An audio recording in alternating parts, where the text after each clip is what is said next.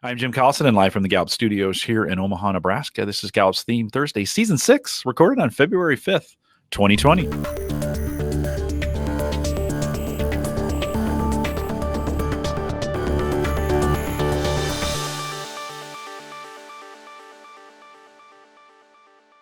Theme Thursday is a Gallup webcast series that dives deep into the CliftonStrengths themes, one theme at a time this season, based on developing teams and managers with CliftonStrengths. And today we are looking at belief. If you're listening live, I'd love to have you join us in our chat room. There's actually a link to it. If you're on our live page to the YouTube video, you go to it. There's a chat room there. Make sure you're logged into a Google account, and we'd love to have you join us in the chat room. Let us know where you're listening from.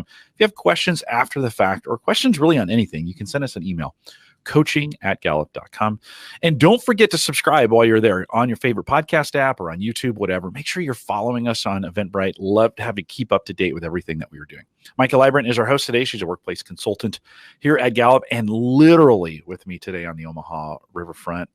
Micah, welcome to Theme Thursday. Thanks, Jim. Yeah, I'm as close as I can get to you without actually being in the same studio. I think you're literally like right below me or pretty close at this point. I'm close. We are talking about belief today. Why don't you get us started? Yeah. So this season, we're exploring every theme with a lens of team to it. So we know from our studies in leadership that strong teams have 5 things going for them. And we're going to use those 5 truths as a jumping point to think about how we might offer some insights about a specific theme. Today, it's belief that managers or team members can really take as an opportunity to say, not just name this, but what do I do about it? So today we're uncovering some of those insights for a theme that I think is less obvious on the surface, but still yields some serious power. It's about belief. Tell us a little bit about it. The definition of belief, the quick hit short definition is if you have high belief, you have certain core values that are unchanging. And out of those values emerges a defined purpose for your life. Micah, during this season, this would be a good one if you're taking notes to go back to all 34 because they're going to be structured very, very similar. Mm-hmm. And so on this first section, we talk about conflict doesn't destroy strong teams because strong teams focus on results. What does that mean, focus on results? For somebody with belief, it's amazing, I think, to me. It's a real kind of a mental CrossFit or cross-training in my brain to see belief as an executing theme. And I think that's my personal take on it because I do have belief at number 10, but it's the only executing theme that I have anywhere in my top, I think, 15 or 20. And so for me, my own experience with belief is it looks very much like an influencing theme or in many cases even like a thinking theme, but it is an executing theme. We're still in that portion where we're really diving into how do you understand the differences between these executing themes. And I think seeing belief in that executing domain helps us understand the power of belief when it comes back to what they do within the team. Specifically with belief, it's about a motivation to stand for something, to see results as evidence that what they're taking a stand for is working. And I think with high belief, inspiration comes from an internal reaction to the external state of affairs. People with high belief are going to track their progress toward making change in the status quo. It's about measurement of their own effort, their own doing, their own executing, not necessarily measuring their influence.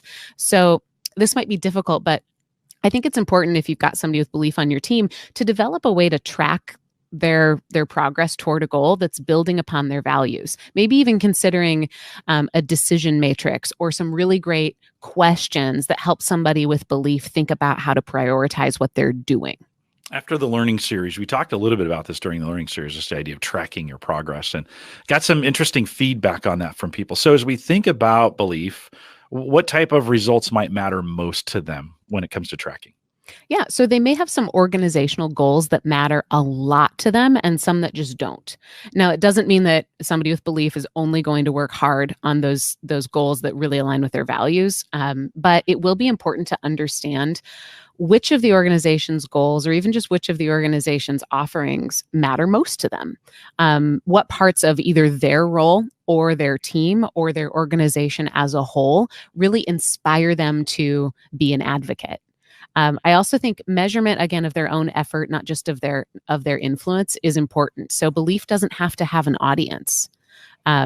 don't oversimplify measuring or tracking progress for belief to being, let's count the number of followers you have, or count the number of clients you have, or count what influence your actions have on other people. Belief is an internally motivated executing piece that can be kind of difficult, but I think it's important to realize that progress for somebody with belief is going to be most meaningful when it's tied to those things within them that they sort of will take a stand for or will work really hard for. Foreign concept to me, not tracking those. Like, I need that. The woo needs that external audience. Interesting. So let's look at number 2. Yeah. So number 2 is that strong teams prioritize what's best for the organization and then move forward. So how does someone with belief focus on a larger goal or purpose rather than their own if it's internally driven? It's important to discuss the values of the organization, not just what we're doing, but what values those actions are tying back to.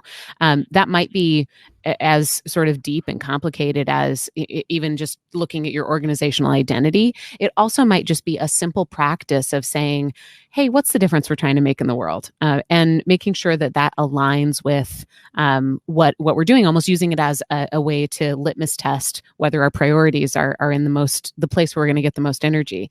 I also think about discussing team goals as they relate to what the team or its members really stand for.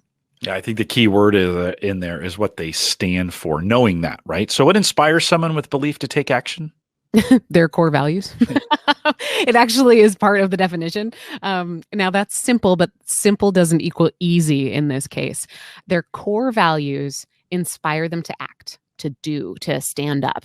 And those values might be buried deep. They might be something that not even the person with belief has named yet, or they might be something that they totally wear on their sleeve. But you know when you tap into them. In situations that offend or inspire them, there's this concentrated energy that leads to action. Sometimes with competition, we use the quote, when you win, nothing hurts. I think the belief equivalent of that would be, when it matters to my values, the effort is not a struggle. Heidi in the chat room leaves an interesting comment. She said, I've left organizations when I feel missional drift. I like that. Ooh, missional drift. Missional drift. I like that thinking, kind of thinking back to those taking actions but being aligned with an organization that is moving in those similar directions, right? So when we think about number 3, members of strong teams are committed to their personal lives as they are to their work. How does belief show up in someone's personal life this way? And sometimes this takes on a very spiritual aspect, but I think belief can also, and we've touched on it, talk about values. So talk a little bit about that in a personal life. It might be specific values. It might be less defined. Naming and living values is a maturity journey and something that we do in a lot of our leadership coaching that takes a long time. But even if you haven't done that, belief shows up in hints. And you can look for those moments when a person takes a stand, but you can also look for more subtle clues. When does their energy change really rapidly? When do they say, heck yes to something, right? Or when do they say, absolutely not? Those are all clues that you're tapping into some of those core values. And again, it's not to say that if you don't have belief, you don't have values. We all do. We should all explore them. But for belief, it's those values that are like linking arms to action. It's this is what is driving what I'm doing. My kids say that all the time. Heck yes. So what kind of questions, we're focusing on the manager this year with our book launch of It's the Manager. What kind of questions could a manager ask to kind of tap into that side of belief? What brought you to the role? What will you always make time for? What's the most important thing that we need to get right? Who was it in the chat that said missional drift? Heidi said Heidi. that. I'm gonna borrow this from Heidi. I think about belief could be the missional anchor. So even tapping in and saying, what is it that we stand for? How far or close are we from that? Being able to say, are we drifting? But again, the question arose from how does it show up in their personal life? So you might even say, what's an anchor point in your personal life? What has been a significant event that shaped that anchor point? Or even just tapping into that kind of certainty that comes with belief and saying, what is it that you are sure of? What about the diversity side of teams and belief? If you're we're thinking about these strong values, how does that affect diversity?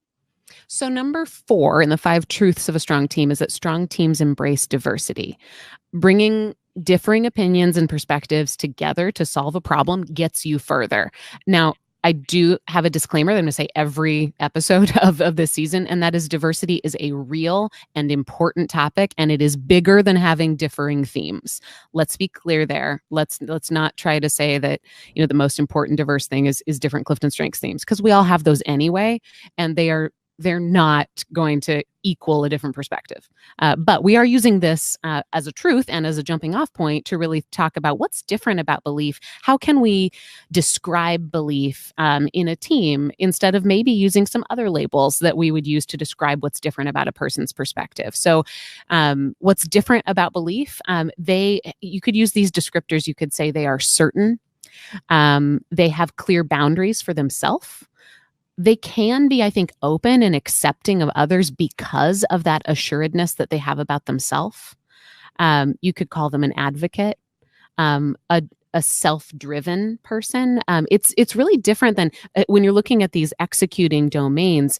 Achiever, we call a pace setter. An achiever has almost this infectious nature to say, let's go a little bit harder, farther, faster, stronger, and bring other people along.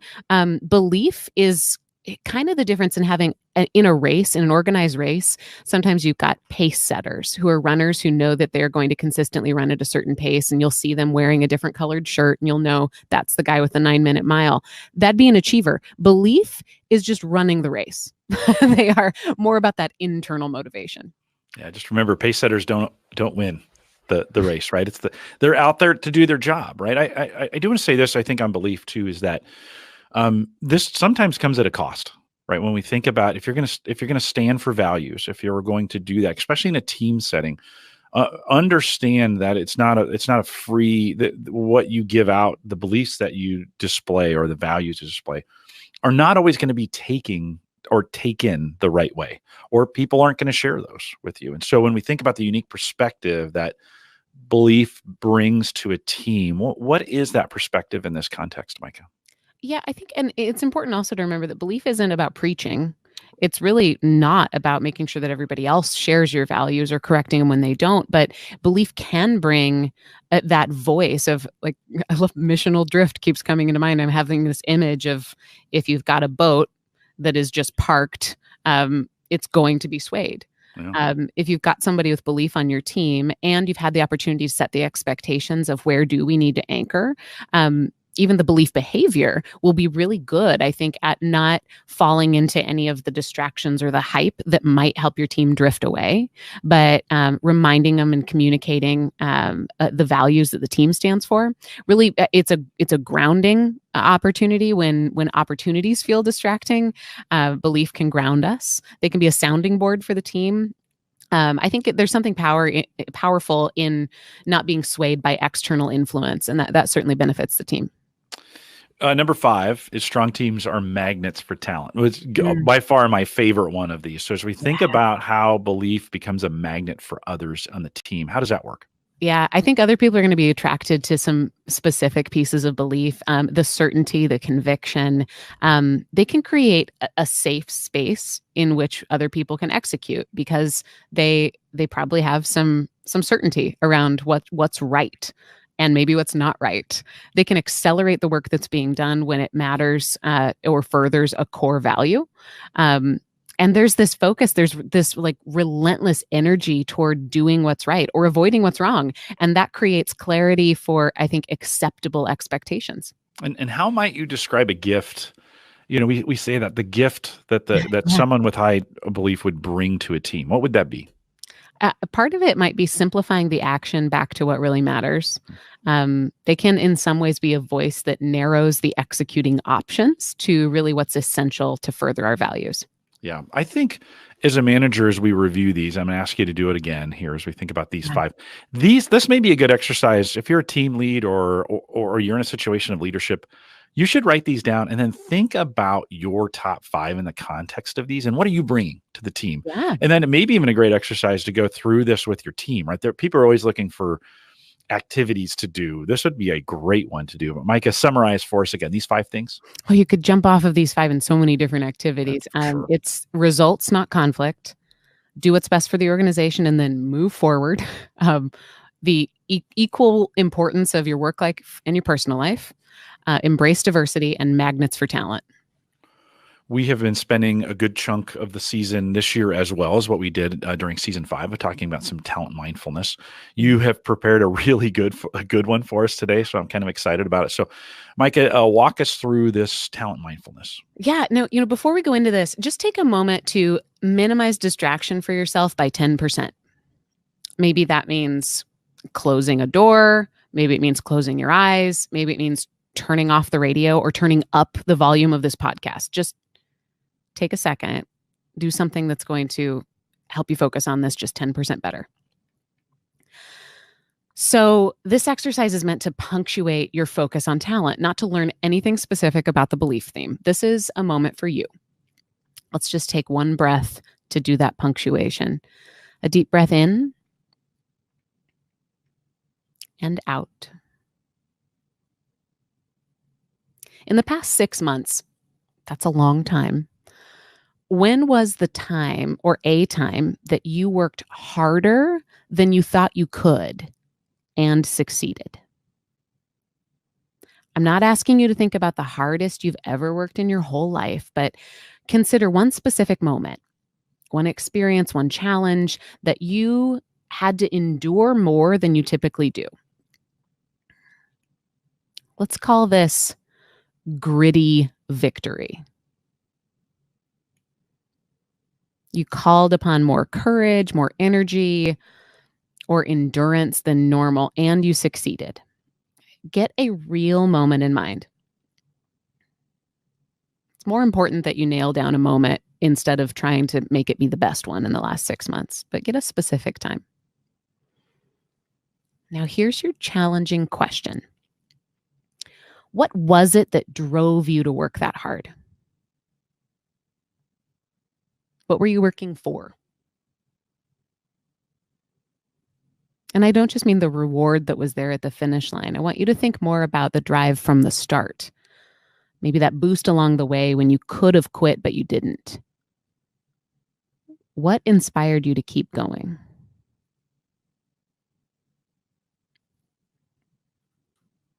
It's okay if this is a hard question to answer, but do give this reflection a fair shot. So I'm going to ask it differently just to keep your brain here. What was it that drove you toward the finish, even when it seemed overwhelming?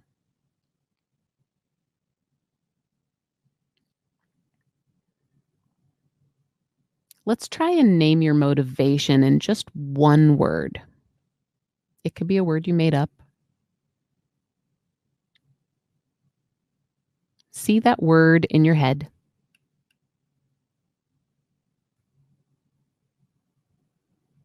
Write it down in your mind.